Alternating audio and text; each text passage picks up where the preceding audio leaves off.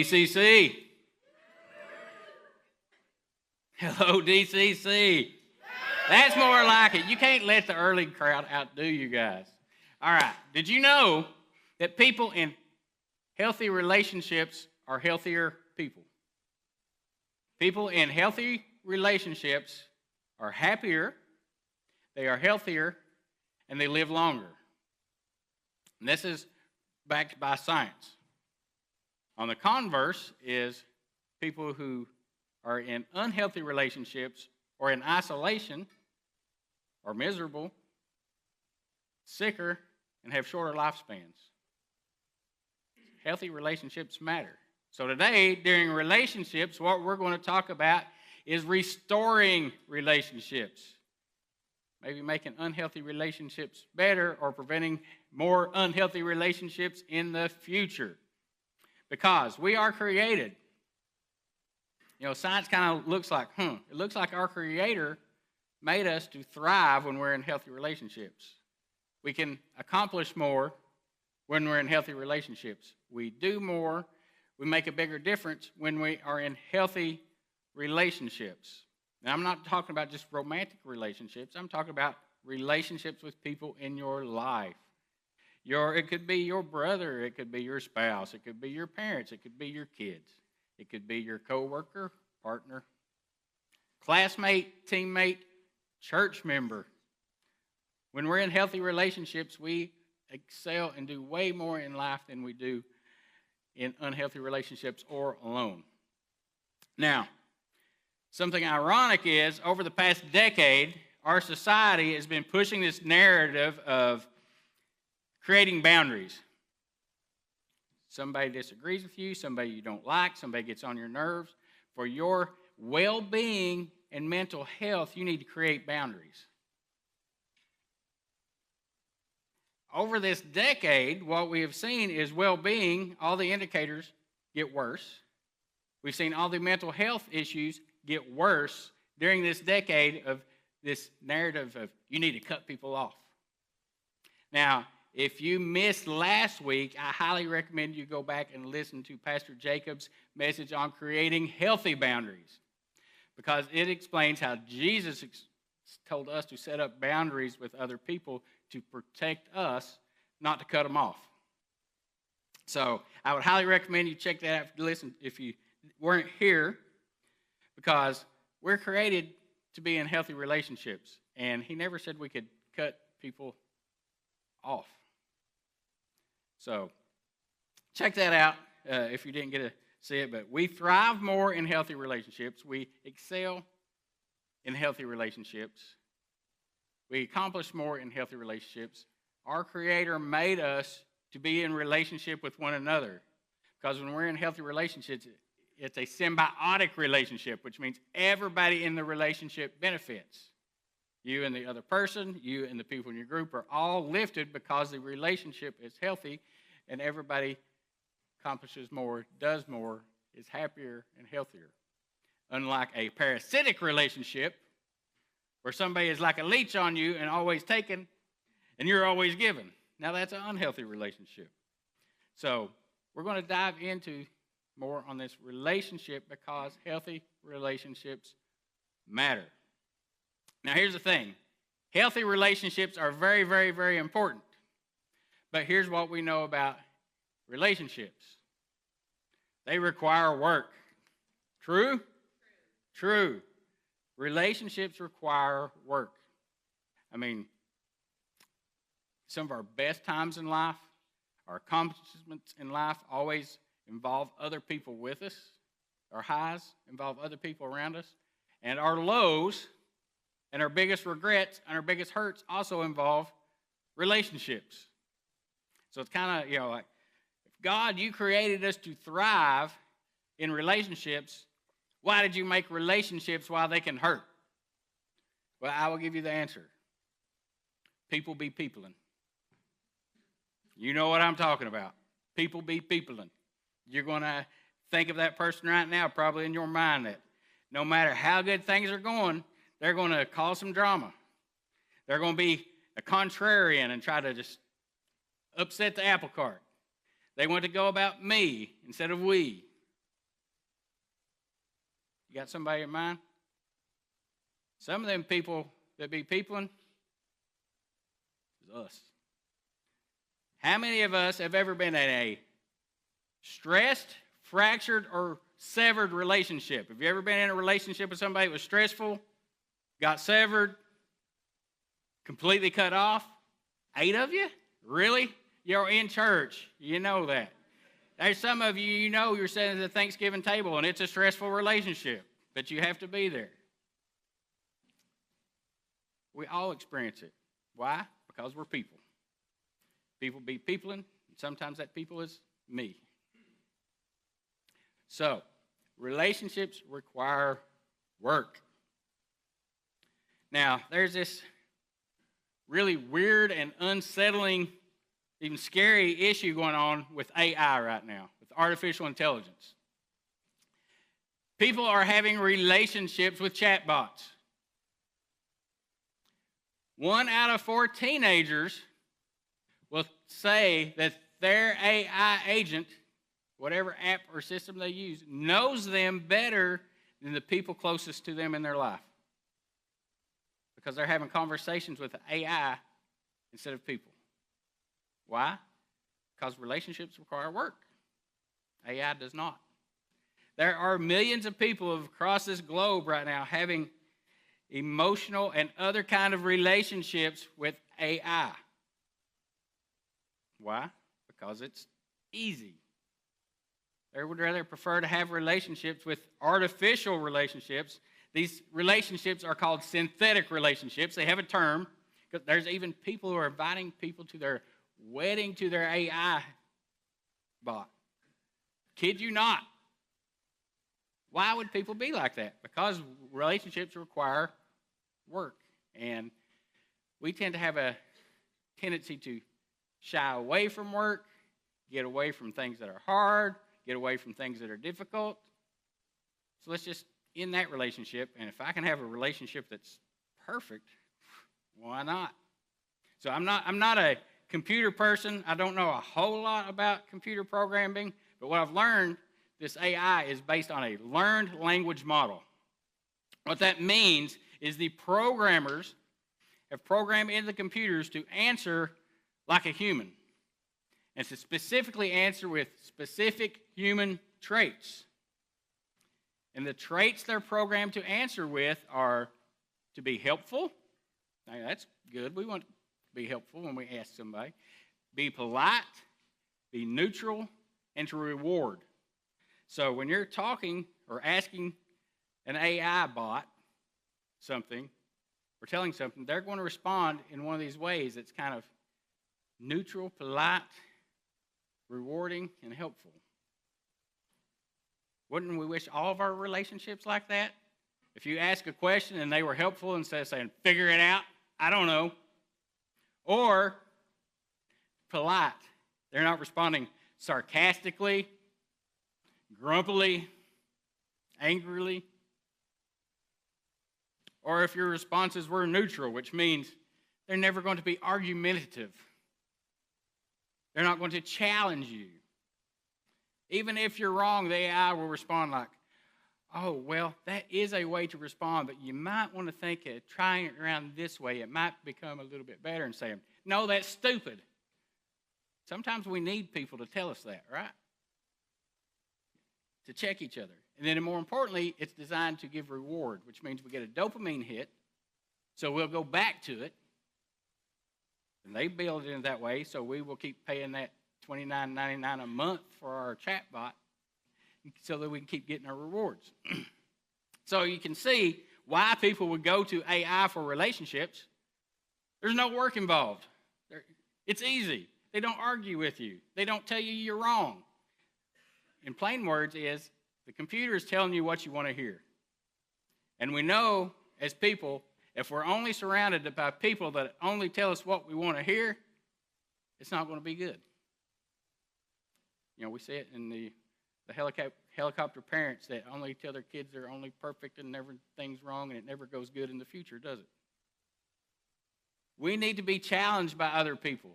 You know, there's a verse about iron sharpening iron. That doesn't mean that the other person agrees with you all the time. You need somebody that's going to tell you when you're wrong. Somebody to help you knock your rough edges off, to develop you and mature you. Getting told what you want to hear will not do that. So, anyway, that's the thing about AI that's going on. It's weird with relationships. Just keep that in mind when you're talking to a computer.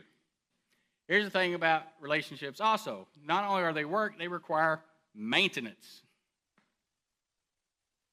Maintenance is not a word that we get excited about. Maintenance means that we are expending energy, time, effort, money on something else or someone else for their benefit because we're in a relationship with them. Our human relationships require maintenance. Now, let's think about it in terms of a car. How many of you have ever got a car, drove off the lot, ran out a full tank of gas, or ran out your full charge, and then thought, I need to trade it in? Because it's too much trouble to go put gas in the tank, to fill its tank. It costs me for that car to get better. Or we go get service jobs every 10,000 miles because that car needs to work, and it won't keep working. So I have to get inconvenienced to take it to get serviced and pay for it to make that happen for the benefit of the car.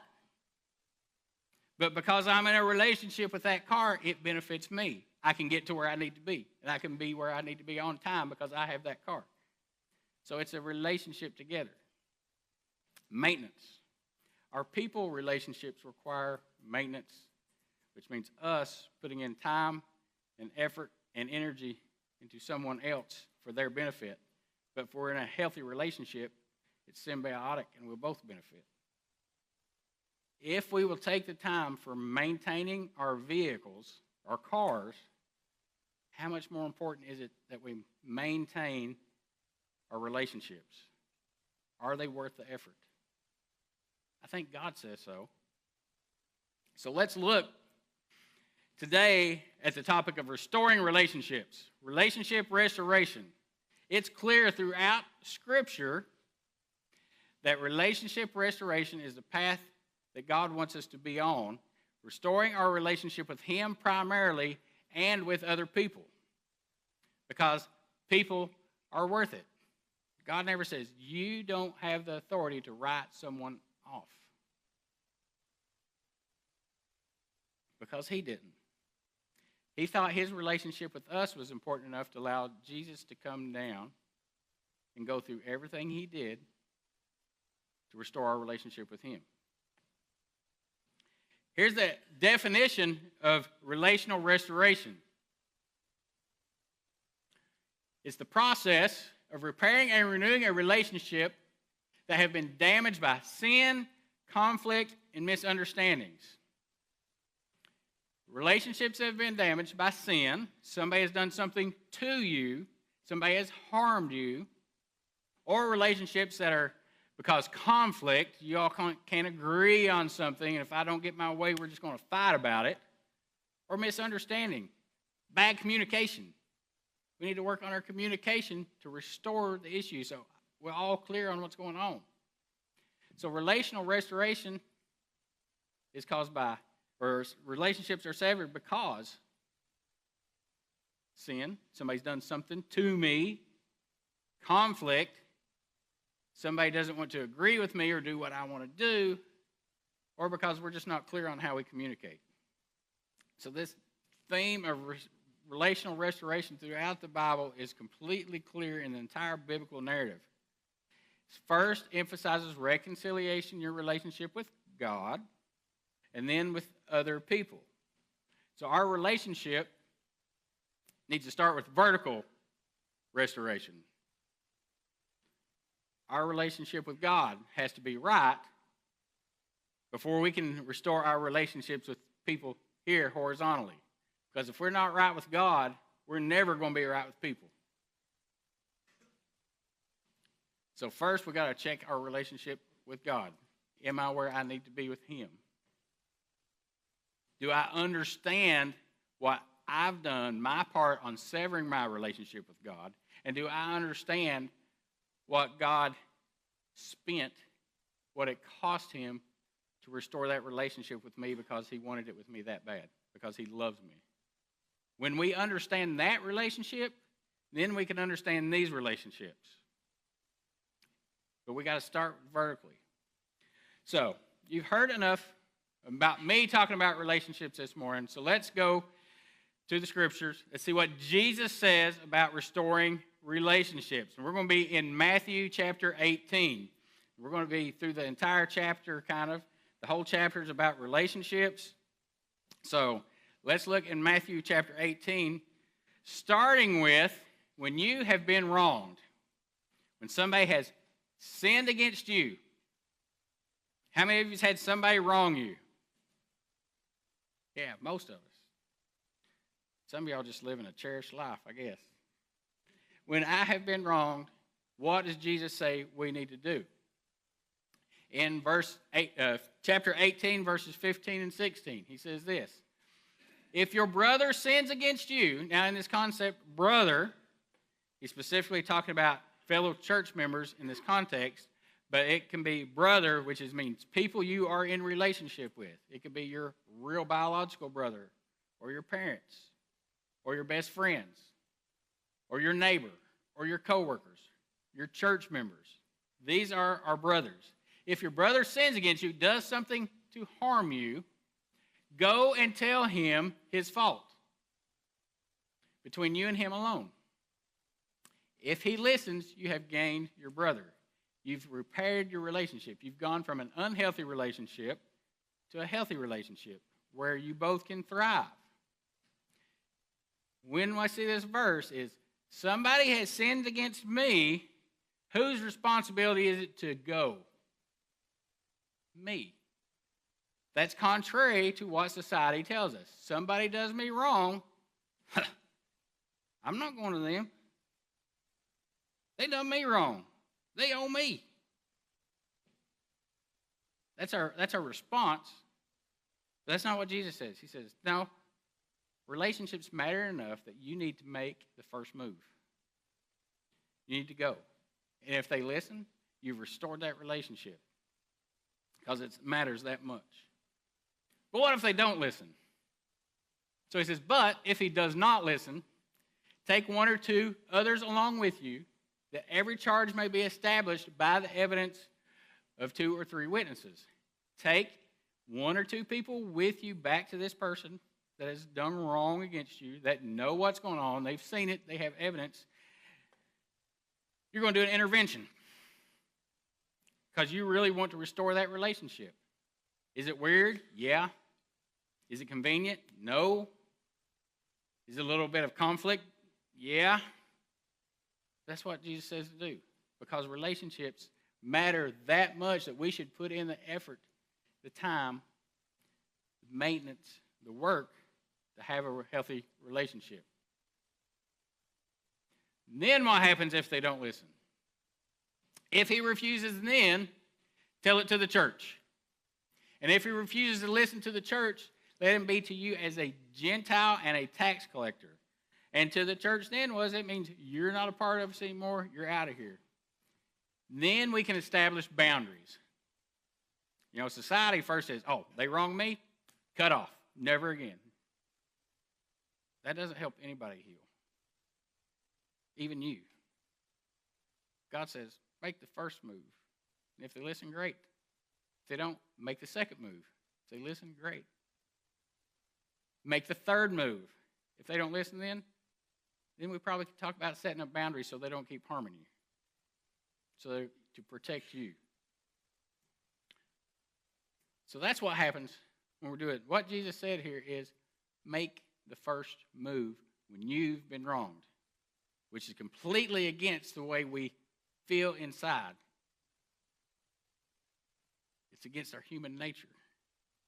But Jesus says, when you've been wronged, you make the first move. It's almost like I'm being double punished. I was done wrong, and now I got to make the effort to go do this uncomfortable thing. But that's how we make it right. That's how we make the relationship healthy. Why would we do this? Romans 5:8. Paul is teaching us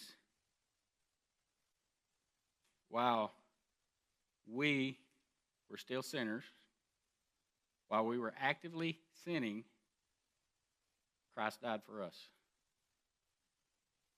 Jesus can look down and see our sin and willingly went to the cross. He made the first move on behalf of us because that healthy relationship with us matters that much. So we can make the first move also. Now, the chapter continues on. What if the same person repeatedly wrongs you?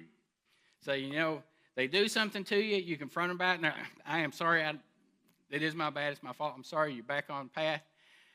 They do it again. You go to them, they're like, I know, I apologize, I'm sorry, I didn't mean to, you're back on path, and they do it again. Has anybody got this person it's going to keep rolling, right? How does Jesus say to respond to it? So after this restoration stuff that we've been hearing about, that Jesus had been teaching to the disciples, Peter says, Lord, how often will my brother sin against me and I forgive him? As many as 7 times? So Peter's thinking, all right, listen. Once is too many, but 3 times is a lot. But I'm going to go to the extreme. I'm going to be the super Christian here. I'm going to give Jesus this answer that he's going to blow his mind because he's going to think I am so good. If this guy sins against me 7 times, I'm going to forgive him 7 times. And Jesus says, Peter, I don't say to you 7 times, 77 times. Peter's like, foot in mouth again. Jesus saying, it's unlimited. He's saying there is not a number to forgive somebody. Every time, and when you approach them, if you're reconciled, you forgive them. What he's saying is we should be doing this. We should always give grace. Always give grace. What is grace? Grace means to give someone something they do not deserve. Give someone something they do not deserve. If somebody has sinned against you 77 times, do they deserve to be restored with you? We're probably thinking no. Jesus is saying yes. Grace is I always like to, the easiest way to explain grace, I think, is thinking about the speeding ticket. You're barreling down 23, about 75 miles an hour in a 55 zone. You see them blue lights come on behind you. You pull over, see your license. You know you've got it. You're already thinking, all right, how can I talk my way out of this? Who can I call to not have to take care of this? The officer's like, 75, 55. I'm sorry, I had to go pick up my kids, whatever. You deserve the ticket, right? You should get the ticket in your hand and pay it and do whatever. But he says, you know what? I'm just going to give you a warning this time. Be careful. Don't do it again. That's grace. Giving you something you don't deserve. Because we deserve the ticket every single time. And Jesus wants us to give grace in the same way because there's nothing in the world we ever did to deserve grace from him. But he gives it to us every single time we sin. He gives it to us again. He gives it to us again. So you always give grace to keep healthy relationships. Now, what if we are in the wrong? So we like talking about when I've been wronged, how do I respond? But what about when I'm in the wrong? Because none of us like to admit that we're wrong. It's not our favorite thing to do. But he goes there because we're people and we be people in too. So he goes into parable mode. Jesus often goes into parables to make a point. So he makes up this story. It's a fictional story. about something that's extremely relatable to everybody in the audience so they'll know what he's talking about. During this story, he's also setting up these characters, so at the end of the parable, you can identify with one of the characters in the story, so you know how you're to respond. One of the characters is typically always God, and you got to figure out which one you are. So Jesus goes into parable mode here when we are wrong. He said, the kingdom of heaven may be compared to a king who wished to settle his accounts with all of his servants. You know, the king's say, I got all these servants. I don't need any more money. I'm ready to retire. Let's just collect what I got and be done with it. When he began to settle, one was brought to him who owed him 10,000 talents. Now, to us, 10,000 talents doesn't mean anything. We don't know what that's worth. To his audience, they knew exactly what he was talking about. 10,000 talents is 22 years' worth of salary. However much you make in 22 years, that's what he owed. If someone come up to you today and said, you owe me and I need to settle it right now, 22 years worth of salary, could you write a check? No. Like, I don't have it. I can't. And that's the point here. It's something we can't do. And since he could not pay his master, he ordered him to be sold with his wife and his kids and all that he had to be payment. So, all right, listen, you owe me 22 years worth of salary. I know you don't have that, but I'm going to sell you, your wife, your kids, your car, whatever else you got, and it ain't going to make a dent in what you owe me, but at least we'll just be done and settled.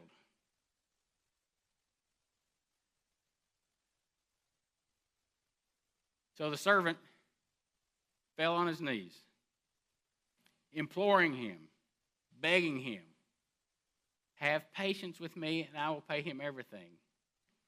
What he's saying, I owe you 22 years. I can't pay it. Please don't do this. Please don't sell me and my wife and my kids. I will pay you back. He takes a position of humility. He didn't stand up and bow his back. I ain't paying you. You ain't putting me in jail, which is what a lot of us would like to do. He goes to a position of humility, and he begs him to have patience with him, knowing he can't pay.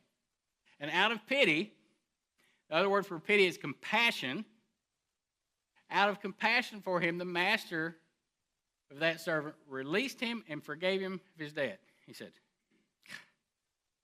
I feel sorry for you. I know you can't pay this. What you have ain't even going to come to close. Just go on. You don't owe me anything. You're released. You're forgiven. Go on. Release of something he could never, ever pay. But that same servant went out and found someone that owed him 100 denarii, which is 1 day's salary. He had just forgiven 22 years' worth of salary, but he found somebody that owed him 1 day's worth of salary. He seized him. He began to choke him. Pay me what you owe me. But his fellow servant did what? Pleaded with him. Have mercy. Give me time. I will pay you. A day's worth of salary. That was realistic, that he could probably pay him back someday. He took the same position,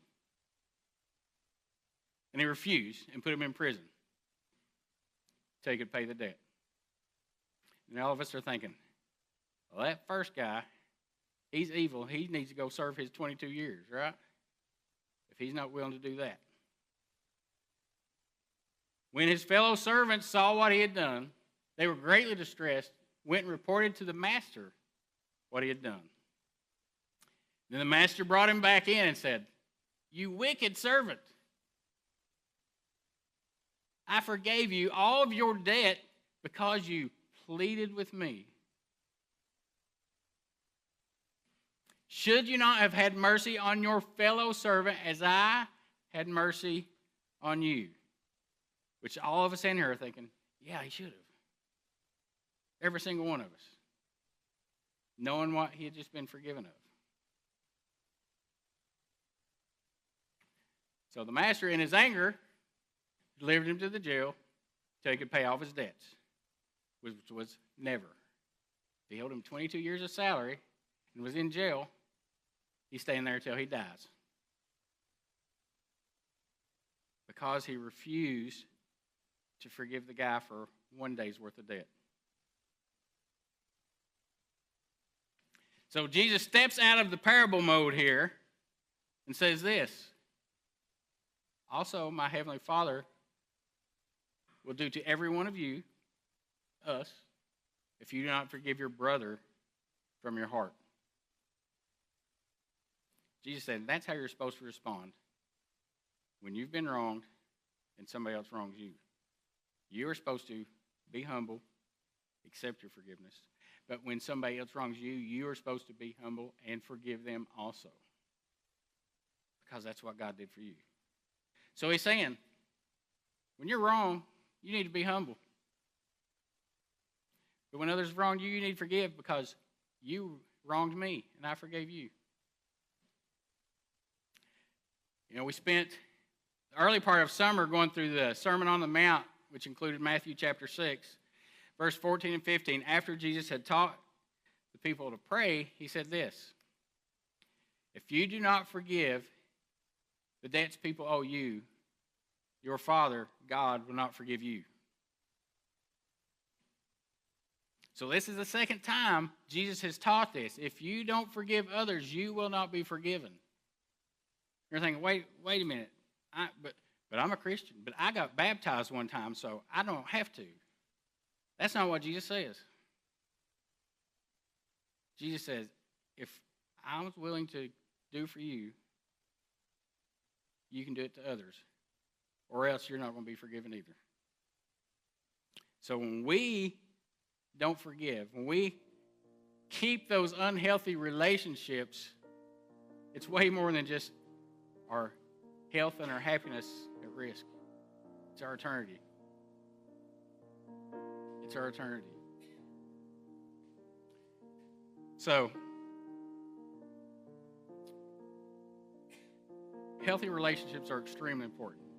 God values healthy relationships so we can do all he put us on this earth to do. He created us to thrive in life when in healthy relationships. He created us to accomplish more in life when in healthy relationships, because we can do more together than we can apart. And in isolation, we can't do anything. And when we're in isolation, that's when enemies attack. When does a lion feed? He goes after the baby gazelle that's isolated from the pack. Satan looks at us the same way. When we keep setting boundaries, unhealthy relationships are a lot easier to take off. We keep pushing that to isolation. Oh, we're an easy target for them. We're easy prey. You know, our ego says, I'm not making the first move. They wronged me. They need to do it. Jesus said, no. They did wrong you, and you still need to do it. But our pride says, they don't deserve it. I'm the one that's wronged here. They don't deserve to be let off.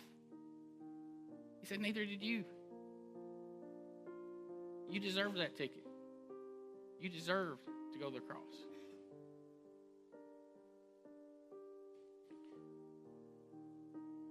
So what we need to do as we think about, all right, we want to make our relationships healthy because Jesus says we need to be in healthy relationships. We need to follow the leader. As we leave today, that's what we need to do. If we're Christians, Jesus is the one we're following. He's our leader. We do what he says.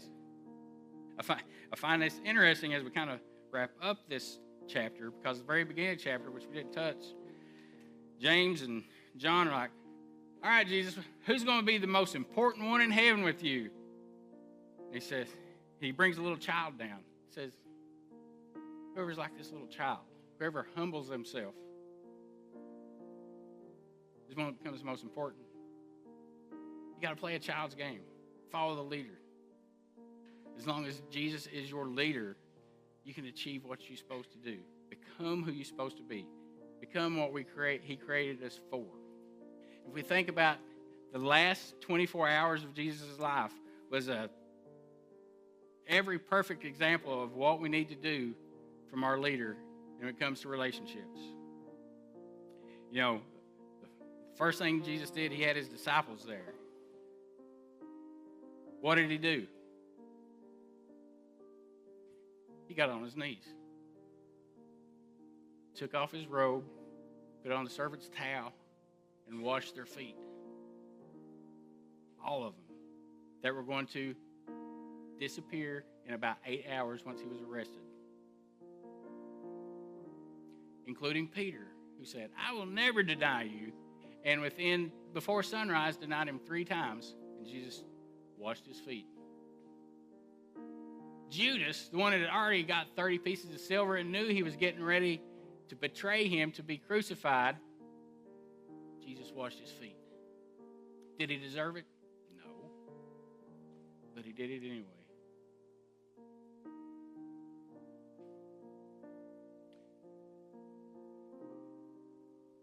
Then what?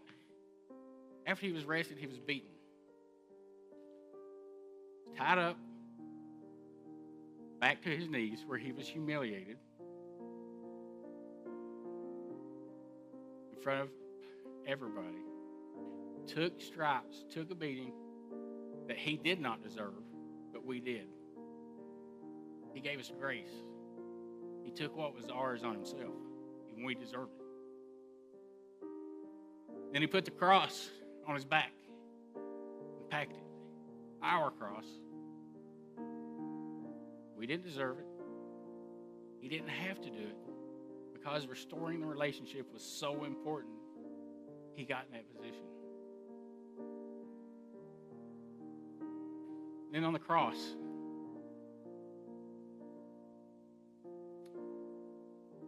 where he's murdered, even though he's innocent, for us, what does he say? Father, forgive them, for they know not what they do. If he can forgive us in this manner, I think we can forgive others. Because relationships matter that much to him. So when we leave this room, we need to follow the leader if Jesus is our leader. We need to do what he says. We need to make the first move. We need to always give grace. And then we need to be humble and forgive. So I'm going to ask the band to come out. And they're going to play, and I'm going to ask everybody to stand. What I want us to do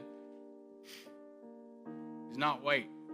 You know, Jesus said, make the first move, make the second move, make the third move. Why? The longer we wait, the more time that happens in between us making that move and us doing anything, the unhealthier the relationship gets. The quicker we act, the quicker we can return to health. So whatever's going on in your life, we've all got relationship issues. Some minor, some major. We're going to open up this stage as an altar as the band plays, and if you need to restore your relationship with God first, that's where you need to start. If you've never made that decision to follow him, accept him as your Savior for taking the price of your sin and going to the cross, today's the day to make that happen. If you want to do that, I'll be down here and I'll pray with you. Maybe you've got something going on that you know you need to act on. While we've been talking today, you've been knowing about that relationship that's unhealthy that you need to deal with. Use this stage as an altar and get on your knees. Humble yourself and pray to God about taking action. If that person is in this room, go find them and take care of business now. Don't need to wait. As the band plays, do what God is calling you to do right now.